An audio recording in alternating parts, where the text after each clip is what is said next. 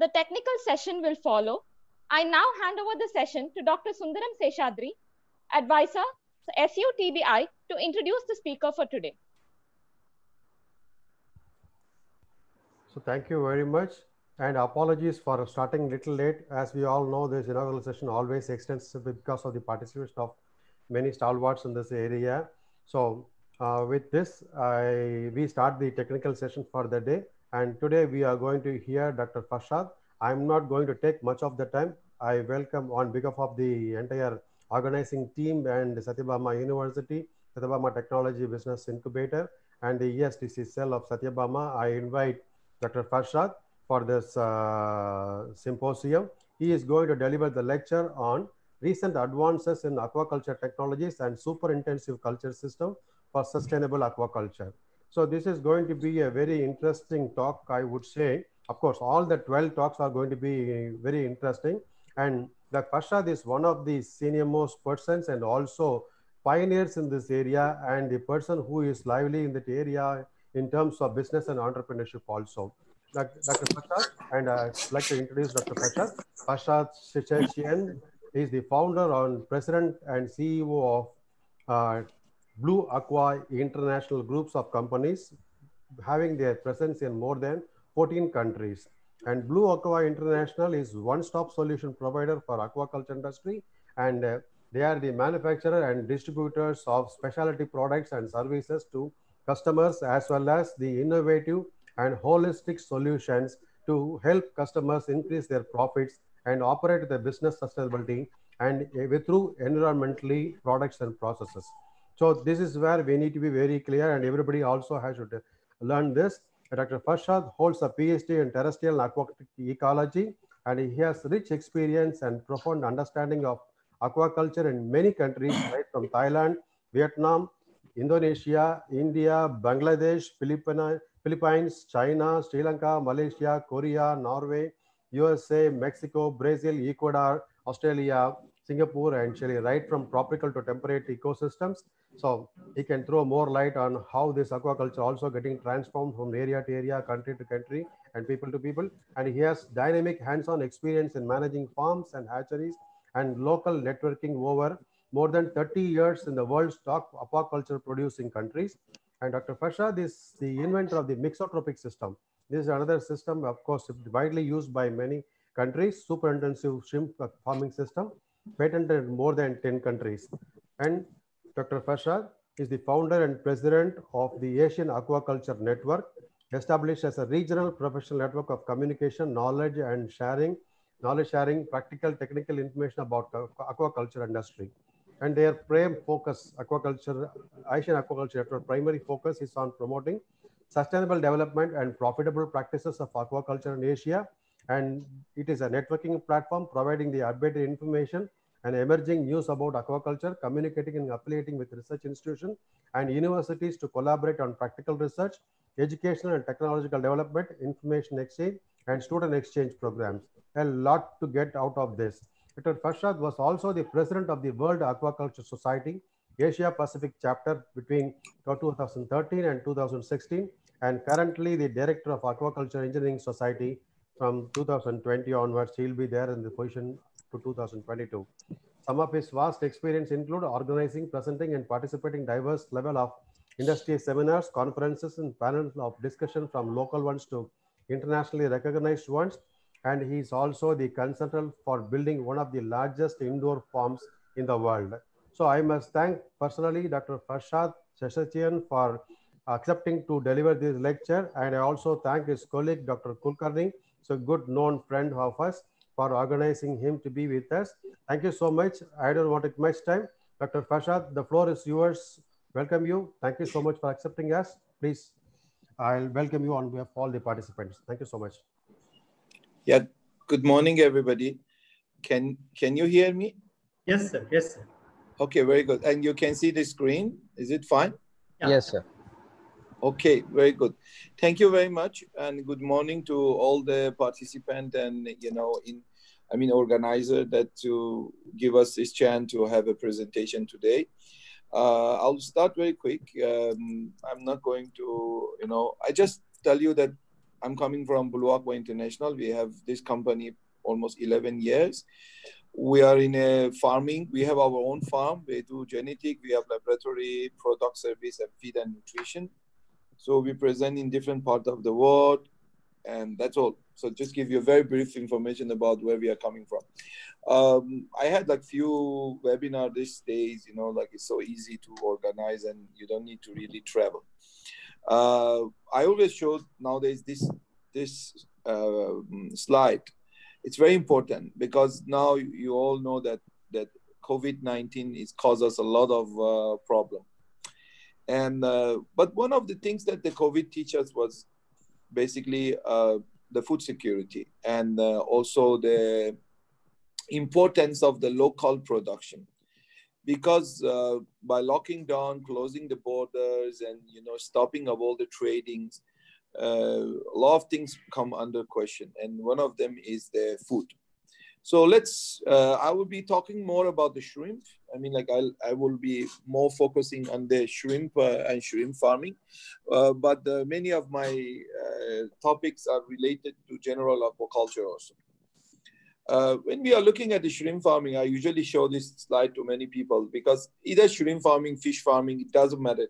You can change the name of the shrimp there and put it fish, any species you like. The whole culture system is so simple. It's a combine of the water and land, your animal that you grow, feed, and all the surrounding environment. This is also one of my common slides that I show in a lot of presentation. Just want to show the development we have.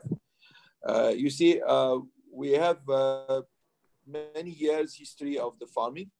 I always say that even though human not wearing so much clothes, we started during those days. And today we are even doing AI, or like in Singapore, we are doing even farming on the rooftop of the buildings. So these are all very, very different development that we have. Okay, the focus on our farming, anybody, any single farmer or any operator, the most important things is the basically increasing the carrying capacity. And I'm gonna be more focusing on this. Carrying capacity means how much you can produce. What is your capacity of production for whatever operation you have? It's regardless of you do cage farming, you do inland farming, you do soil-based, pond, all traditional, you do indoor farming. The whole goal and the purpose is just increasing the carrying capacity, okay? So let's see, what are the things that affect our carrying capacity? Basically, I have here environmental resistance. We will be definitely talking about those. Okay, I have here like 6 important factors that they basically, it's very, very much related to the carrying capacity. Number one is a culture system. As I say, culture system means what type of system you have. Do you have an indoor, open, soil, HTP lining, cage farming, anything?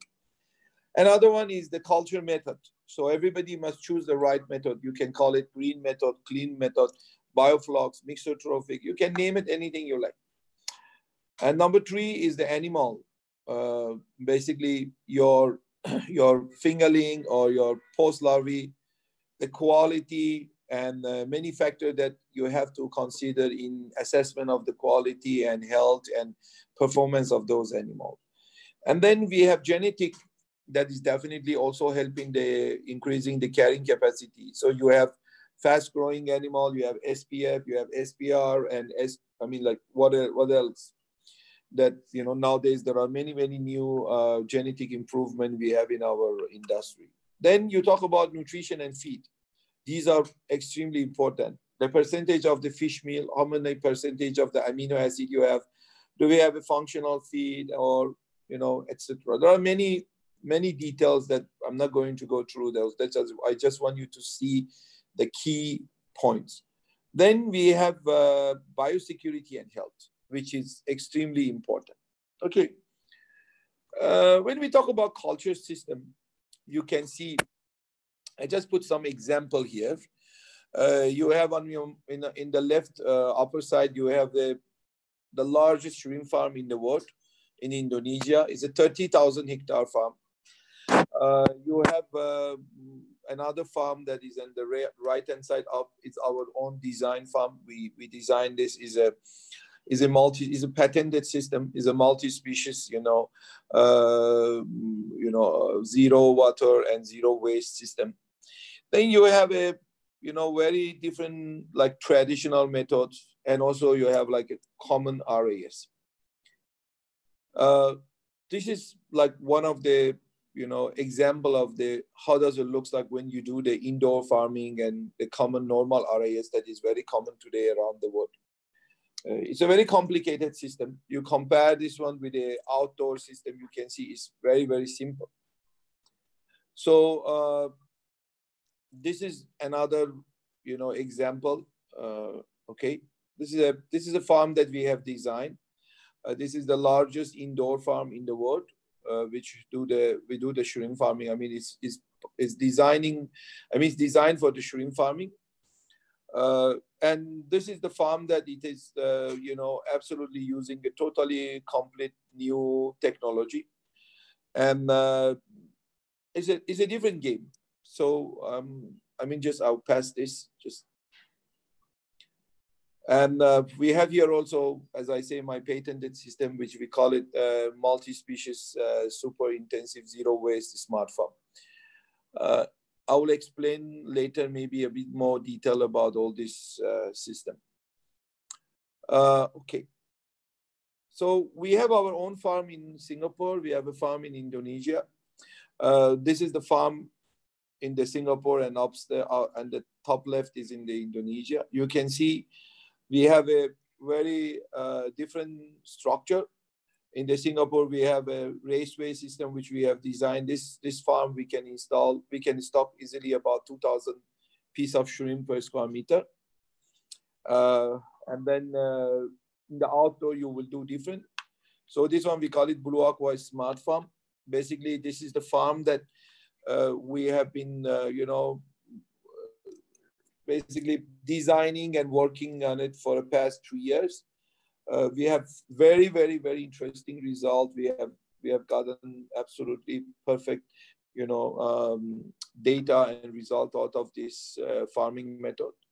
It's a very different than what normal farmer practice outdoor. In Singapore, I'm sure you know that energy is very expensive. The water is very costly, and manpower also very expensive. So, but with all this limitation, we have been able to really do a very good job to make sure that we have achieved to the profitability. We use a different structure for the farm. We use like we call it agrodome, air dome. These are the structure that doesn't have any like metal structure or anything. It's just inflated by the air. We can control temperature. This one can cover up to 1 hectare. And as I say, under this, we have came with a very, very clear concept that we use a different species on the same water, and we do super intensive. Okay. The fundamental, if you go back and remember what I was saying about the limiting factor, the fundamental of the whole these things, that was a culture system. And then we come to what are the culture methods? So there are different methods, but the basic of all these methods are basically summarized in this slide. So you have an environment that we call it environmental modulation. Under this concept, we have a few factor or parameter in water management, which we consider very, very important, such as pH, ORP, which I will explain later, CN ratio, NP ratio. We have a CNP ratio. We have an energy. We have nutrient. We have bacteria, and we have phytoplankton. These are all very practical concepts. It's not like we are talking only science. I will explain later. You will see. I put up all these things under my patented system that we have patented in more than 10 countries. We call it Mixotrophic system. So to me, pH is one of the very, very key factor. So when we look at pH, I think a lot of people know what is pH. Or at least they think they know what is the pH. But pH is an extremely important factor. And despite a lot of people think that pH maybe is like a linear, like a temperature or anything. No, pH is an absolutely logarithmic factor. Fluctuation in pH is must be times by 10. So if you have a pH of 10 power, you have a pH of 7 or 8, the difference is not 1. The pH is 10 times different in pH. And then we have a few factors that many farmers, I deal with a lot of farmers every day. So we have a alkalinity, hardness that everybody talk about it. And every farmer always consider these two as a very, very key factor. But you saw that in my slide, I never put them as a key factor. Because the definition of alkalinity and hardness in the reality and in the mindset of the many farmers is a little bit different, because you can see when we talk about the alkalinity, a lot of people always right away think about calcium carbonate or calcium bicarbonate or magnesium, carbonate. But in fact, alkalinity is just purely the ion of the carbonate and bicarbonate. And also same goes for the hardness. And the relationship between them, it's very, very, very important. We will discuss later about that. And when you talk about alkalinity, in fact, even like many people use lime. I stopped using lime, and many of my customers, my friends, they stopped using lime for so many years, because lime is something that we don't recommend today. But just want to let you know, even when you talk about alkalinity, there is a very, very strong relationship between pH and alkalinity. When you say alkalinity, it means carbonate and bicarbonate. And we will see why these are important for the shrimp farmer or fish farmer. And then we have this ORP, or oxidization reduction potential. This is extremely important, because if you want to increase your carrying capacity, you have to make sure that your ORP is definitely in a right number. When I say right number, means if you have a negative ORP, I'm sure you guys are maybe aware what is the meaning of ORP. ORP is oxidization reduction, means that oxidization and reduction potential of the water. And we always want to have a positive ORP, because this is just a measuring of the electricity or the electron current in the water. So the ORP higher, the carrying capacity higher. We have seen very clear indication and the correlation between higher ORP and the productivity. It is absolutely very, very clear about that. And then there is a very close connection between COD, means chemical oxygen demand, and ORP. So it means when your COD start to reduce, your ORP start to go up. It means your system get oxidized. When the system is oxidized, it means you have less organic matter in the system.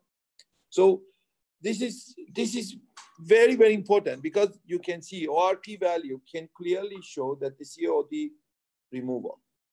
So when the ORP increase, basically organic matter reduce. Organic matter reduce means, in a farming language, means your water has less, for example, ammonium, nitrite, or foaming. So overfeeding always cause problem. So these are all related to the content of the organic matter in the water. So, but many farmers, of course, they cannot measure COD and even ORP. It's just a simple probe, but maybe a lot of people not ever. But it's very, very important. And we have seen very close relationship between ORP and hydrogen sulfide in the water. So when we do a super intensive farming or we do high density farming, it is important that you maintain your ORP in a positive territory. Then your hydrogen sulfide, in case it form in the system, it would not be toxic. It goes same with the ammonium and nitrite and nitrate. So ORP has also direct relationship between these two. And in fact, if your ORP is negative, you never have nitrification in the system.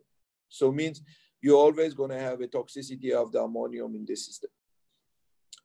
And then we have this CNP ratio, because CN ratio is word for bacteria. So this C can be an organic C or inorganic C. And then P is always, is similar for all this activity. And then you have COD-NP ratio.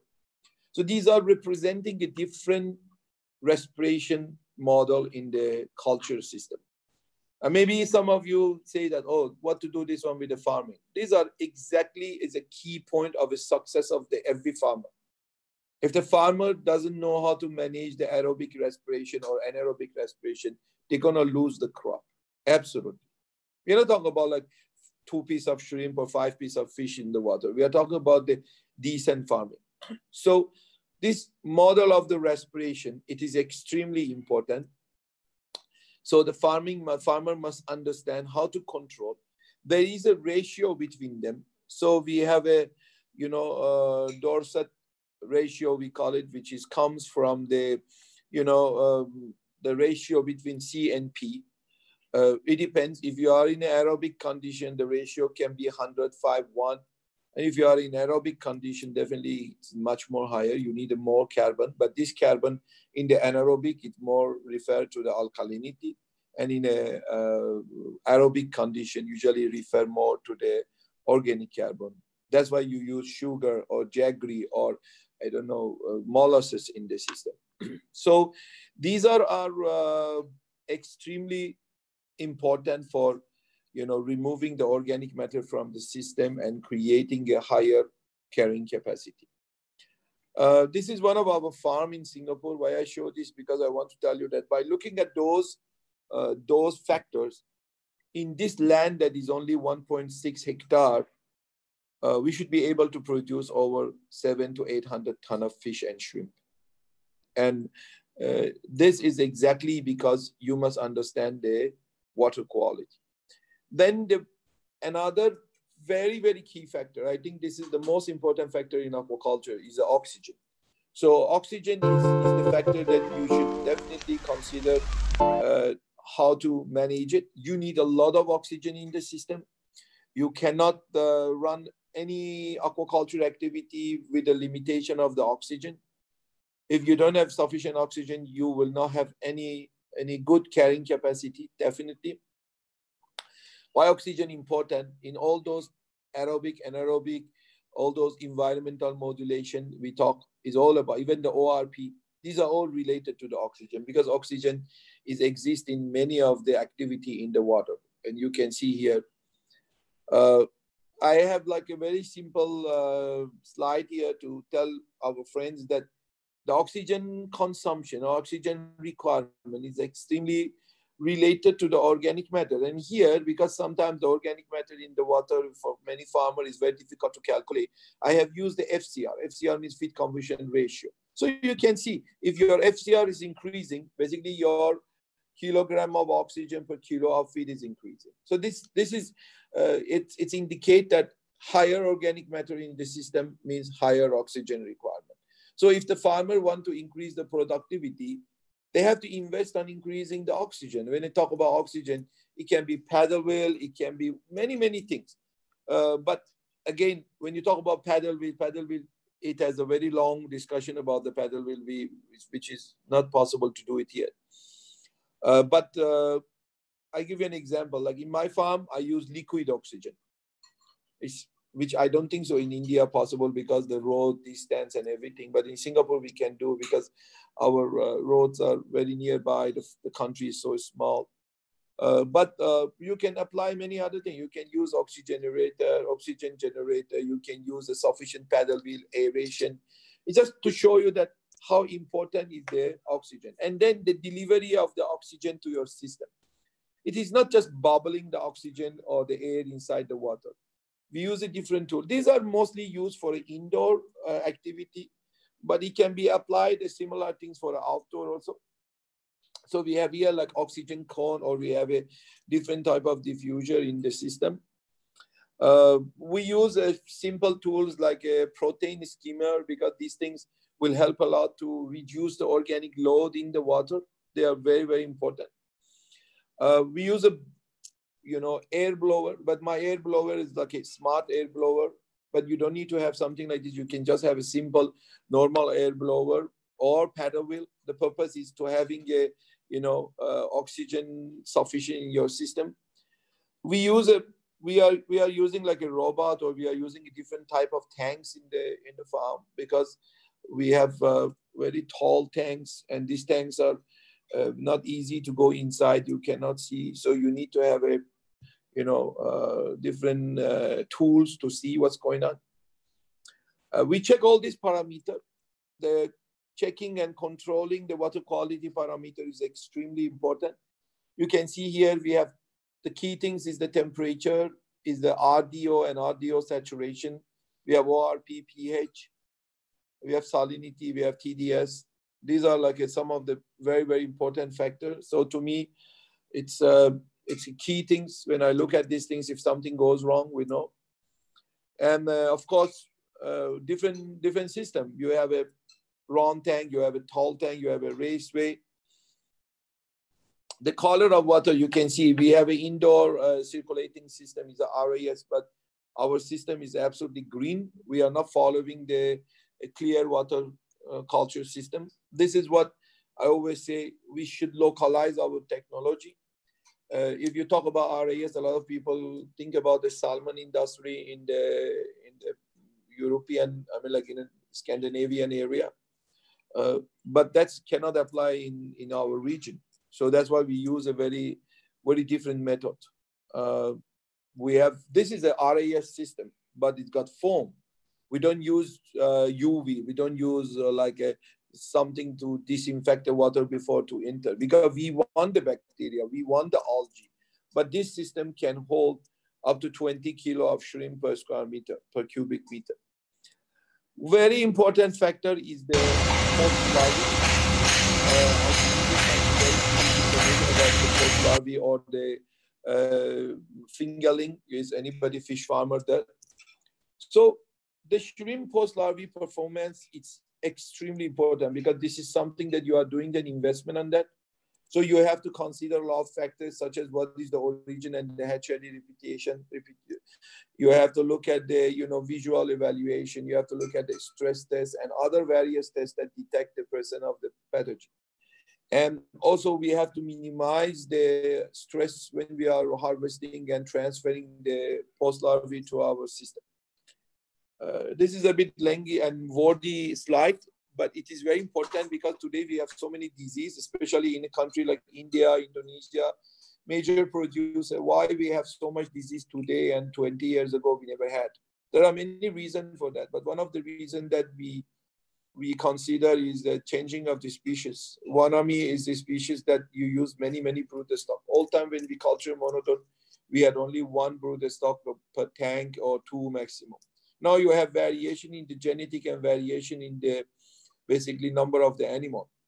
So the correct PCR test and sampling is extremely important. Some hatchery owner or farmer, they just do the wrong sampling. That's why the percentage of the accuracy is very different. You see here, to have a 95% confidence to determine 2% of infection rate in every sample, you need to take at least 150 samples from a minimum of 100,000 animals. And I don't know, because I have talked to many people, not everybody follow this. That's why sometimes farmers buy post-larvae, everything okay, animal gets sick within 20 days, 30 days. That's my opinion, is a big possibility that they come from hatchery or from the, wherever they get their animal. So it's important. And sometimes doing the PCR test in a different stage is very important. For example, for shrimp, we recommend to do like Zoya, mysis, PL, but of course, when the animal larger, the result much more accurate. But this, doing the different stages will help us to see what is the, where is the infection and what stage, in case if you have, then you can stop the production. We do fish farming. So you can see this discussion about the water quality and everything, it's not related to shrimp only, because all these animals living in the same water. That's what I say, like we call it multi-species. So you can do grouper and shrimp in the similar water. It doesn't matter. One of the very key factors in terms of, so we talk about all these factors, but maybe all of them can summarize in this slide. This is the nitrogen cycle. And the nitrogen cycle and nitrification in water is very, very important. So you can see here, even the bloom of phytoplankton, or you talk about, you know, removing of ammonia and all this, all inside this slide summarized. So if you manage this nitrogen cycle very well, definitely you have a, what do you call, very good result in terms of your productivity. So I always say to many farmers, when I meet the farmer, I always tell them, learn nitrogen cycle. Nitrogen cycle is the key things. On the nitrogen cycle, we have a different organism. So we have autotrophic and heterotrophic activity. So you have plankton, you have nitrifying bacteria, you have a, you know, other species like bacillus, or, you know, all those heterotrophic bacteria. So, but these are extremely important to manage and understand, which I don't think so we have too much time that I can explain here, but and that's why my patented system, we call it Mixotrophic. That's why you can see you have a different trophic level here. So you have from chemoautotroph to up to autotroph, heterotroph. So there are like all different level of consumption of the energy in the system. So the whole goal of this farming is basically balancing the nutrient in the system. The nutrient balance in the system, it comes through a two key element inside the farm we have. One is the basically using the phytoplankton and bacteria. That's why they have a different, you have a basically nitrogen phosphor ratio, and you have a CN ratio. Okay, so in my mixotrophic system, I have an indoor, which we're looking usually is a more like a nitrogen, the NO2 spike, and then we cut it down. Or we do outdoor, this is which applies to most of the farmer out there. So we have a 3 stage of a phytoplankton, bacteria, and bacteria, which is easily can be you know, apply in outdoor also. So we have here the stage 1, we call it phytoplanktonic stage. So you grow good phytoplankton, you only focus on this, you don't need to worry about anything else, because your animal is still young, just like a little baby born, they only want to eat. So this is for the eating purpose of the animal. And here you will consider a lot the pH, because phytoplankton is the cause of the pH fluctuation. You have nitrogen phosphor ratio. It's extremely important, because by having a nitrogen phosphor ratio, we can determine the type of the phytoplankton and everything we have. Then the second stage mostly is the phytoplankton and probiotics. So we start to reduce the phytoplankton and increase the bacteria. So we have a pH, CN ratio, and ORP is very important. And then the next is the probiotic stage, or I call it bacteria stage. So with looking at all these things, I can summarize that intensification is the key things and is the only answer for the future need of the human. Why we say this? Because you can see that we have so many diseases and a lot of things out there. The nutrition become very important today. So what type of nutrition we need? Because in an open system and in an extensive system, you can't really even control nutrition, because your animal, of course, access to the natural diet, you have your own feed. So there are a lot of factors, but nutrition, it's extremely also important. I just have some few slides here about the functional feed, because many of the disease and many of the problem we have, it can be due to the nutritional deficiency.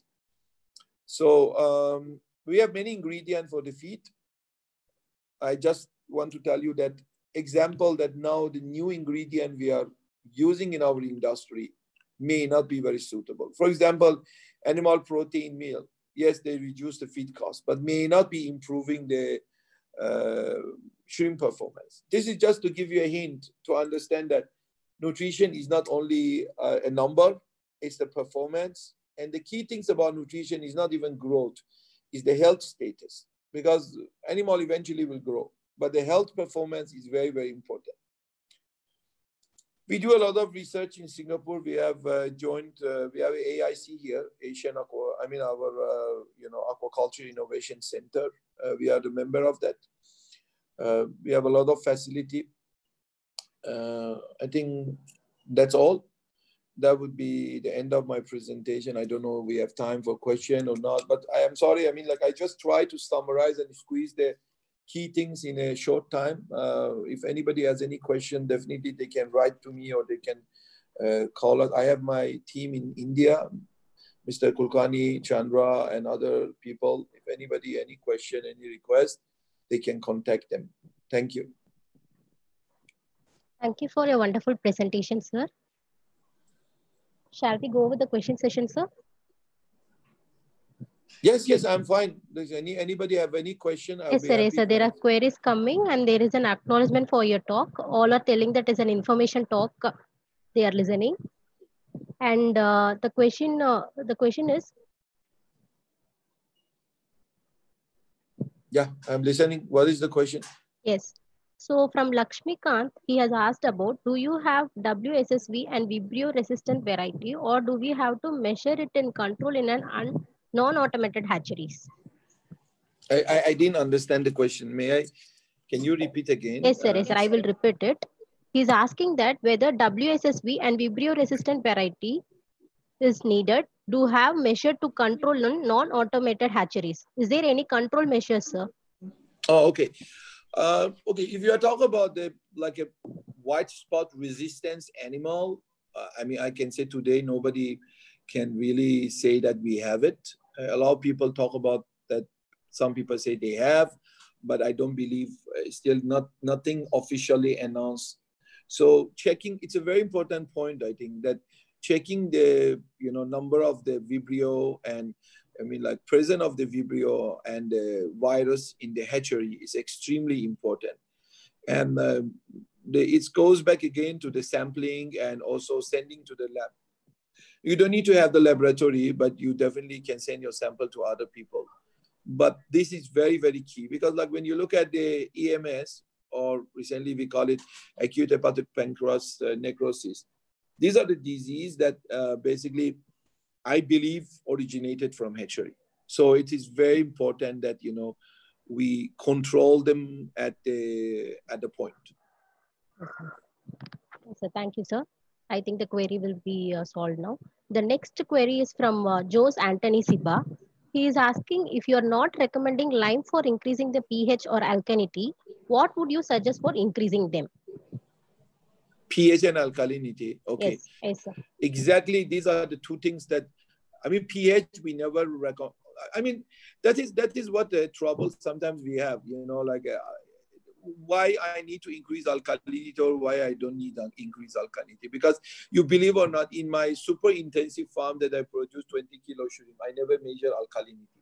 Because alkalinity, we require very small quantity for nitrification and also for some other activity. Shrimp does not need alkalinity as a direct impact. What people usually confuse is that alkalinity and the calcium, because when they add the lime in the system, and which is I don't recommend, again, lime is not a water soluble. 20 years, I never use lime, and many of my friends, and we still can do very well. So you need the calcium, you need the magnesium, you need all these minerals, and you need the carbonate and bicarbonate. So you want to increase carbonate and bicarbonate, there are many other methods. It is not the lime. And I don't understand why you have to increase the pH. pH is one of the factors that we don't touch so much. And it's origin from your water source and bacteria activity and the phytoplankton. The pH fluctuation is more important than the pH number. If your pH level is around 7.5, you are good to go. But if your pH fluctuation is more than 0.5, you have a problem. And pH fluctuation usually happen due to the photosynthesis. So you have to manage your phytoplankton. And the pH originally start to reduce in a culture system due to the bacteria activity and respiration. So again, if you want to increase pH, sometimes you can use, for example, hydrated lime. You can use, or there are other methods, but I don't really recommend too much on that. I prefer to manage the fluctuation rather than the number. If you really don't have so much of off number, for your base pH. Yes, sir. Thank you, sir. And there are more compliments coming from the participants that it is an extraordinary session, that they are insightful presentations to listen to you. And another query is from Syed Mohammed. He has asked that how could we monitor animal health and mortality if the water is not in the clear condition? You have to do sampling. That's what we usually do. So the animal, it's again, it depends on your culture method. If you are doing a farming in the like open, which is mostly in India, like that in the open system and the earth pond. I remember when I started farming 30 years ago, we used to jump in the water and test the water, look at the under paddle wheel. Of course, the water clear, then you will not have shrimp outdoor. So we do sampling. We use a cast net to do the sampling. And also going inside the water, checking the pond bottom to see how many shrimp die, how many shrimp alive. Check the feed tray. Inside the feed tray, usually if the sick shrimp you have, you look at the, pond side, the weak shrimp and the sick shrimp, usually they swim at the pond side. So there are many visual indication to see the animal health. Yes, sir. Yeah, thank you, sir. And another question is mariculture considered as an sustainable way of aquaculture? There are some issues on the environment impacts. What is your view on it, sir? I mean, when you say mariculture, I want to understand. Mariculture means ocean farming, coastal farming, or inland marine species farming. May I know that? Because that is, if you are referring to the like marine species farming, no, is nothing wrong with it. Like you can do a lot of species we have. If you talk about the coastal and ocean farming, when we say environmental impact, also we have to really define all those, because what I see, what happened from the cage farming or ocean farming goes to the sea. It's a very, very small quantity of the organic matter through the feed, which if you do the correct, management, it should not be. So I personally don't see any problem. I don't know, maybe they have a specific point on that. Yes, sir. Yeah. Then there is an interesting question that they are asking about being an academician and the research scientist. What are all the opportunities for the students to do intern in our advanced system? Sorry, I didn't hear. Your line was breaking. Can you repeat the question again? Yeah, sir. I will repeat, sir. No issue, sir. Now you can hear me, sir? Yes, I can hear you. Yes. Being an academician and research scientist, what are all the opportunities for students to do intern in your advanced system? Oh, you mean they want to have it? They want to be an intern in our farm? Yes, or? Yes, sir. I mean, we always welcome intern. There is no question about it. But the problem is that today, due to the current situation globally, it's very difficult to travel and go. But if it's a normal time, of course, we can consider. There is definitely no problem. We can look at it. Yes. Thank you, sir. Thanks for your question and an answer session. And as a convener, I want to ask one question and we will end up the session here. Please. Shall I know the role of artificial intelligence in association with FCR? Is it playing any role in the production cost? Of course. I mean, like that can be another topic that, we can discuss about it.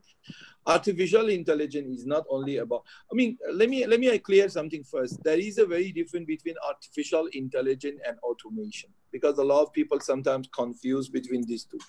Automation means you just use, for example, automatic feeder, or you use the water quality monitoring system and all those things. So that is the automation. But when we talk about artificial intelligence means you make a decision without considering the human, factor. So it means you have a system that it controls the feed according to what is data collecting from the pond or from the tank, and they adjust the feed quantity. And this can be monitored and managed by the AI. Then that is, of course, it's one of the things that we are working on it. And I think it's a future of the aquaculture and all generally livestock industry. So if you have a central brain that control not only feed, to control all these things, you're basically replacing human with the AI to manage the farm. But then AI cannot do anything without automation. So it's like a chicken and egg. You need to have both. So you need to have automation. So the automation is the tool for the AI to control. But controlling the feed, absolutely very, very possible. Thank you, sir. Thanks a lot. Anu, we can stop this question and answer session from now. Yes, sir. If any questions are there from the participants, you can mail to us or directly mail to sir. In the screen, he is giving the contact address. And thanks for the wonderful presentation, sir. Thanks a lot. You're very welcome, sir. Thank you very much for everybody to listening and appreciate. Thank you for the wonderful presentation. Thank you, sir. Thank you, sir. Thank you.